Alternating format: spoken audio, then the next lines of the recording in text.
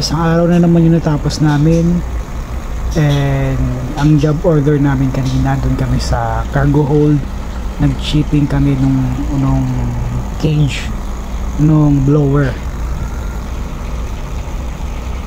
kasi dinismantle nila yung motor, tapos natasan kami na i-shipping namin yon. And then pagkatapos ginrind, nilagyan ng primer. Sa ngayon nalagyan pa lang namin ng primer kasi medyo malaki siya, saka makapal yung kalawang. Nag-prepare muna kami ng mga cargo light kasi kailangan medyo maliwanag dapat yung area na yon nakakatukan namin.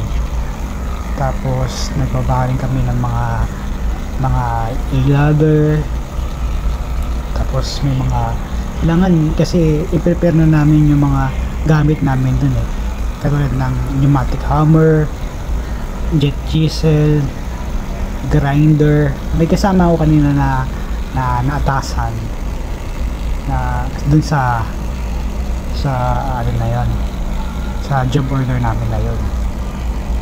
And very limited lang yung time, kaya medyo pinaspasan namin kasi nung nakausap namin yung electrician kanina, sabi niya kung maaari daw bilisan namin, kung kaya daw na matapos ng isang araw. Pero sa totoo lang, hindi yun matatapos ng isang araw kasi masyadong makapal yung kalawang. Tapos yung work area niya pa medyo delikado kasi nga nasa may bodega, then mataas pa yun.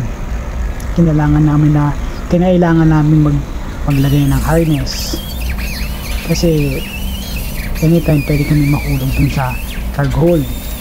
Tapos dun sa may cage na yon, ano siya, isa siyang malaking parang pipe na dun sa may loob nun medyo diretso yun, pwede kang mahulog din dun. Tapos yun, makapal yung kalawang niya. Then tawag dito, kanina pinili pa namin yung mga gagamitin namin kasi yung ibang mga gamit is ibang pneumatic hammer is medyo mahina. Buti nga yung pneumatic hammer na napili ko is malakas siyang pangpangatok. Tapos pero hindi enough yung lakas niya kaya ginamitan ko siya ng chipping hammer. Nung ginamitan ko na siya ng chipping hammer, kahit pa paano medyo bumalis-bilis naman yung pagka katok ko yung sa mga kalawang at tanggal na agad. Tapos nung natanggalan ng kalawang, medyo matagalan kami. And then from 8 to 12, from 8 to 10 prepare kami siguro mga 30 minutes mga preparation ng mga gamit nila namin doon kasi kinailangan pa namin hintayin si electrician dahil siya yung magtuturo nung work area namin, tsaka kung ano yung kakatukan namin doon. Hindi kami pwedeng basta-basta lang katok ng katok or gagawa doon na hindi nila alam kasi baka mamaya mali yung ginawa namin, mali yung kinatukan namin, useless lang din.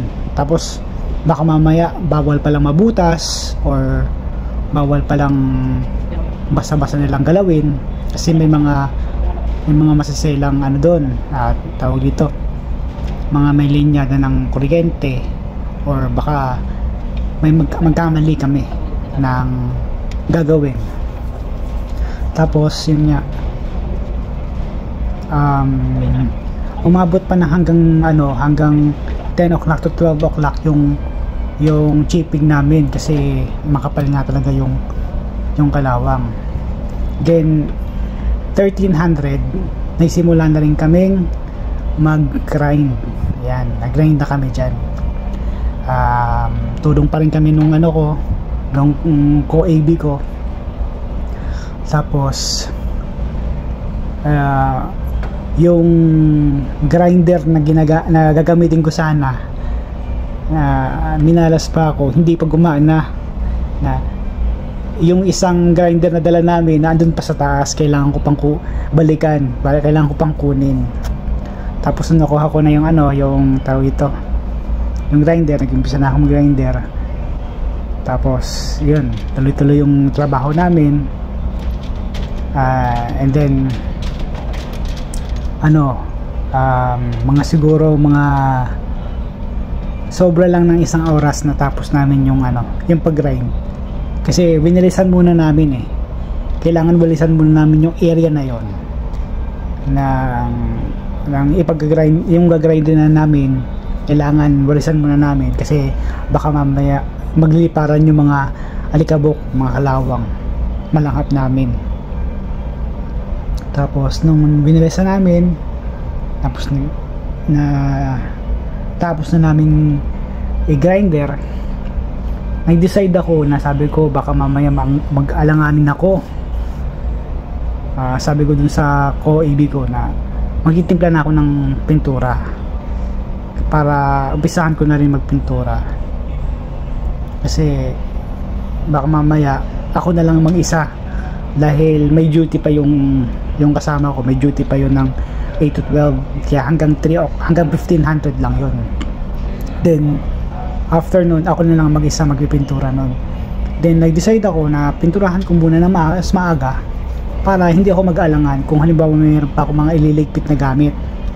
Kailangan ko rin i-secure yung mga pin repair namin na gamit. Kailangan ko rin tawag dito, i-secured. Hindi ko pwedeng iwanan lang dun sa work area namin. Tapos yun nga, medyo kahit paano natapos ko yung pag primer, kasi nga inagahan ko, and then na secure ko rin yung ibang mga gamit, halos lahat ng gamit ng pin repair namin kanina. Ayun, dyan natapos yung isang araw na trabaho ko. And then bukas naman may papanibagong trabaho na naman. Bukas pa natin malalaman kung ano yung next task natin on that day.